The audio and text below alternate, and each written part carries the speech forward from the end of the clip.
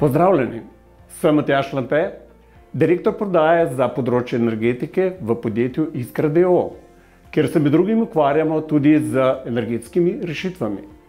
Tokrat vam predstavljamo poseben sistem za znižanje konične porabe poslovnega objekta s pomočjo vgrajenega baterijskega hranilnika. V tem primeru je naš poligon poslovna stavba z restavracijo, bowling klubom, 32 kW kogeneracijsko elektrarno, 35 kW fotoelektrično elektrarno in dvema polnilnicama za električna vozila Avantco. Tem sistemom smo dogradili baterijski hranilnik z močjo 10 kW in kapaciteto 15 kWh. Kot vemo, baterijski hranilniki še vedno niso poceni naprave, vendar v primeru samodejnega prilagajanja uporabe shranjene energije lahko dosežemo velike sinergijske učinke.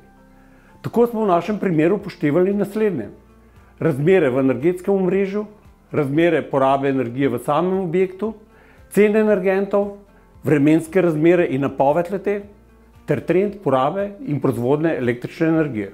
S takšnim sistemom dosežemo zavidljive učinke ter prihranke pri znižanju koničnih obremenitev in dodatno zagotavljamo funkcionalnosti, kot so recimo brezprekinitveno napajanje v primeru izpadov električnega omrežja.